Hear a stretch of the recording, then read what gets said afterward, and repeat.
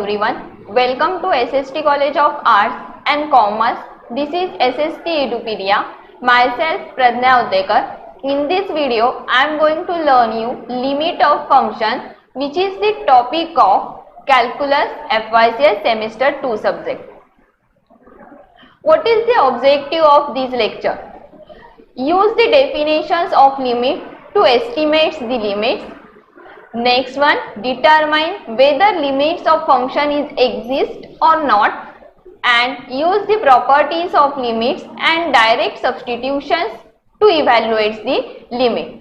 First we see use the definitions of limits to estimate the limits.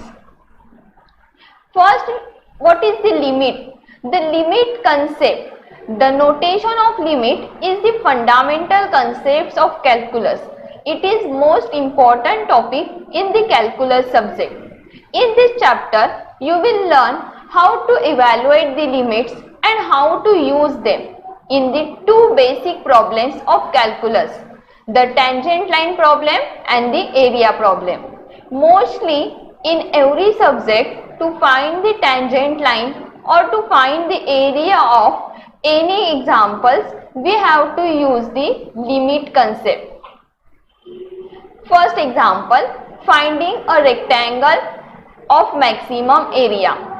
Find the dimension of a rectangle that has a perimeter 24 inches and a maximum area. Then how to solve this example?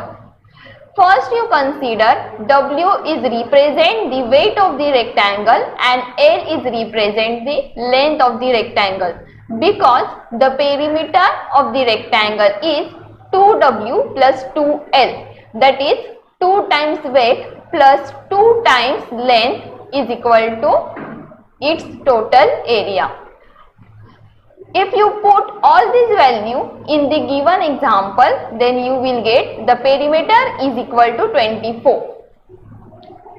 If you want to draw the diagram for this example, you use this diagram, that is rectangle is length is 12 minus W, that is 12 minus the weight, and L is equal to 12 minus the W as shown in the figure. Now area of the rectangle is, now what is the formula of area? Area is equal to L into W, that is length into the weight. You put L value in the given formula, that is 12 minus W into W is as it is. We get, solve this bracket, we get 12W minus W square. Using this model for area, experiment with the different values of W to see how to obtain the maximum area. You use the same formula for another example, only you have to change the value of W. Next one, after trying the several values, it appears that the maximum area occurs when W is equal to 6 as shown in the figure. When my W is 5, my area is 35. When my W is 5.5, my area is 35.75. When it is 5.9, then my area is 35.99, and so on. In limits terminology, you can say that the limit of A as a W approaches the 6 as a 36. That is, it can be written as limit of W tending to value 6, A is equal to limit of W tending to 6, put the area value, that is 12W minus the W square. You will get the same result, that is, which is equal to 36. Now what is the definitions of limit? Limit means consider the function f of x becomes arbitrarily close to a unique number L as a x approaches the C from either side. Then the limit of f of x, x approaches the C is a capital L, or it can be written as limit of f of x is equal to L. For example, use a table to estimate what is numerically value of the limit. That is, my first example is limit of x tending to 2, that is x approaches to 2 into 3x minus 2. Then what is the solution? Put f of x is equal to 3x minus 2. Then construct a table that shows the values f of x for two sets. That is, when we put x is equal to 1.9, my f of x value is 3.70. When we put x value is 1.99, my f of x value is 3.970, and so on.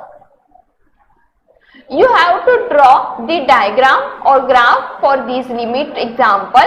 That is, my graph is a straight line because 3x minus 2 is a straight line equation.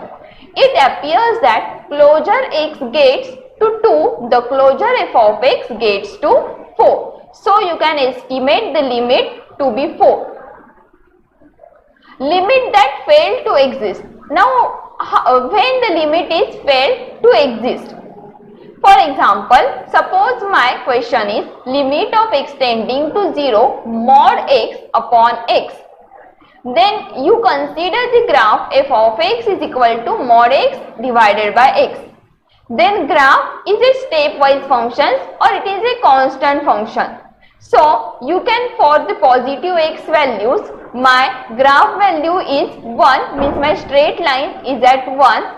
And when we put the negative x values, then my graph values is minus 1. This means that no matter how close x gets to 0, there will be both positive and negative x values that yield f of x is equal to 1 and f of x is equal to minus 1. This implies that the limit of this function does not exist, because both the values are different. For positive values, my limit value is different, and for negative value, my limit value is different. Now, limits that fail to exist, when it fails to exist, what is the condition to fail to exist? Does not exist. The limit of f of x, x tending to c, does not exist when any of the following conditions are true. My first one condition is f of x approaches a different number from the right side of c than it approaches from the left sides of c. When your right side value and left side's value are different, then it does not exist.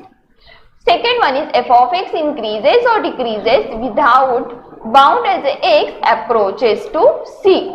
Third one is f of x oscillates between two fixed values as x approaches to c.